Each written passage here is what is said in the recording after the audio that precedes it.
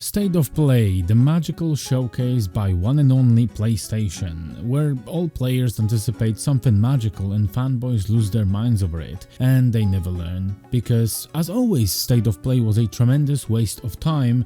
It feels like Sony had contractual obligation to actually make the State of Play happen, as they literally had nothing to show, and the things they had to show were a huge disappointment to everyone watching, maybe with an exception of one or two games that were actually presented. And when you open your showcase with an MCU-esque cinematic for a video game that is online-only multiplayer and Overwatch clone, that means you don't really have anything to show, and you just put these things in just to fill the running time, so it's going to at least have the 30 minutes.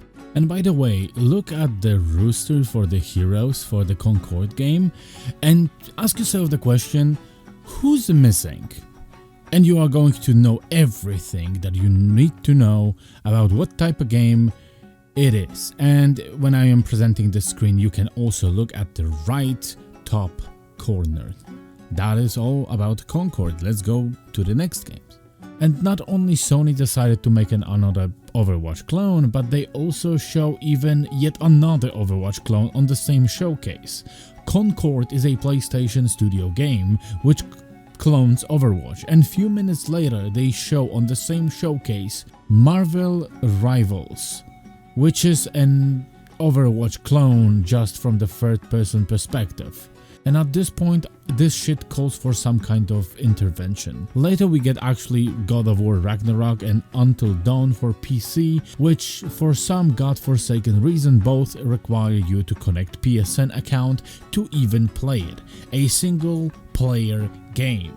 And I see the defenders being like, oh, but Microsoft does that and you don't complain about it. No, they actually don't. If the game doesn't have an online component to it, but straight up games like Hellblade 2 and Hi-Fi Rush, they don't really require you to connect the account. And this is just yet another presentation how out of touch Sony is, and also great way to lose revenue, because that restricts around 180 countries from playing the game and they won't be even able to buy it. Congratulations. Next up we got Dynasty Warriors Origins, and here I present to you the list of all the people interested in Dynasty Warriors franchise after Dynasty Warriors 9.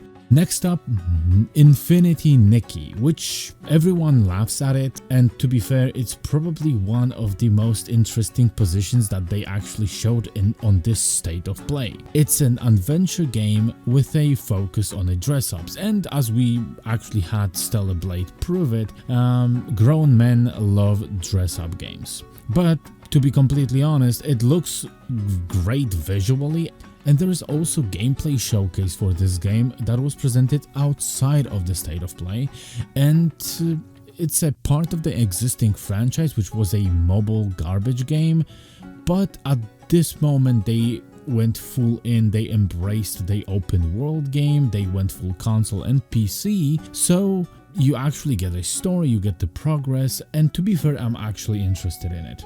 They did host and will host playtests for the beta version of this, and the playtests are online and offline, which has me worried because this may be another live service gacha game, but the playtests are also offline, so that kinda makes me hope that there is a single player option without connecting to the internet whatsoever. So far, no information about it, but we'll see. Later we got two Souls-like games. One of them is more like a Souls game and the other one reminds me of Sekiro. Personally, I am tired of Souls-like games. It got overpopulated, and over the last few years I lost interest completely in this genre. But hey, if you like it, you're going to be eating good. Both of these games look pretty decent, but at this point seeing another Souls clone doesn't really get me excited. But if I would have to choose to play one or another, probably from the trailers and the looks of it, Ballad of Antara is probably one that I would be more interested in picking up. And of course we also have VR slot, because Sony has produced so many VR2s and nobody wants it, so they at least have to sell couple more, so they try to push the slop, and we have another first-person sword game, Skyden's Behemoth, and of course Alien. Fucking Alien VR game. People have been begging for a decent horror Alien game for years at this point. Hell, since the release of Alien Isolation. That's why we will receive VR Alien game. Because fuck you, Alien fans. After this, of course, we also had Path of Exile 2 showcased before the biggest disaster of the state of play, just to soften the blow. Because right after this we get the newest PlayStation 3 game presented to us, Silent Hill 2 Remake, which is actually hilarious how bad this game looks in terms of everything they present in each showcase, and they are pretty open about it, and they seem proud of what they accomplished, but voice acting feels off, and the original did it better, and everyone is going to compare it to that. Graphics look like this game escaped the dawn of PlayStation 3 generation. Combat feels slow and clunky when you look at it, and simply doesn't look fun, not something at least that you would expect from a remake. And every single time they present a new trailer or gameplay, the atmosphere of Silent Hill is not there. Ever since I saw the Bluebird team is going to be responsible for this remake, I knew this is going to be not a good game. Bluebird team is capable of making a decent game, don't get me wrong, but not a horror game. Medium is a good game, but it's a terrible at what it was advertised as. It's a terrible horror game, and Medium gets good when you start treating it as a ghost detective game, then it's decent. And as Silent Hill Remake, it's actually heavily focused on the horror vibes. You can't do great game without actually feeling the atmosphere. So at this point it doesn't feel like Silent Hill, it doesn't feel like horror game, even when the fucked up monsters crawl towards you, and somehow it looks worse than Medium did in terms of graphics. But after State of Play, Konami didn't forget to present how many special editions and how many pre-order bonuses they are going to sell to us.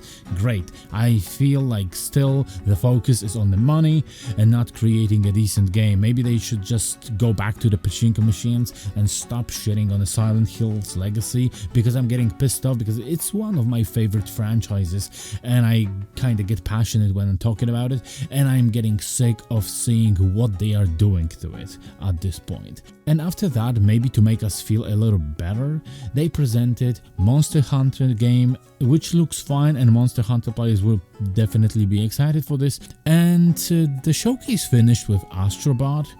Yes, the advertisement game that was added to every single console for free at launch now gets a full game, and it's an actual game. Platforming, adventure, fun game that isn't focused on storytelling or overly long cutscenes. It actually is a video game, which gets me kinda excited to play this. AAA platforming games are almost extinct, like Ubisoft killed Rayman a long time ago. Crash and Spyro will probably never see the new installments after the Toys for Bob decided to leave. Sony tried to fill the void with Knack and rest in peace Japan Studio, and later with the game that everyone even forgot that exists, Sackboy's Adventure.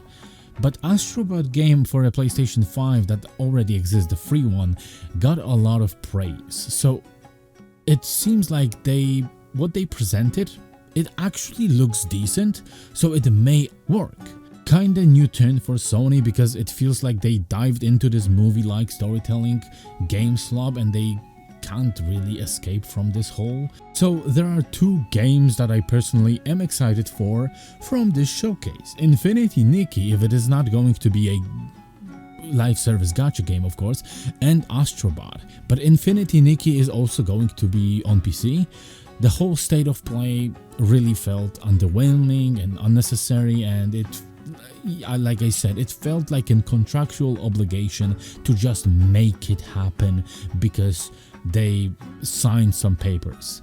But at least between these disappointments and shrugs, at least I found out about Infinity Nikki, the game that I probably am the most excited for, and that would be all.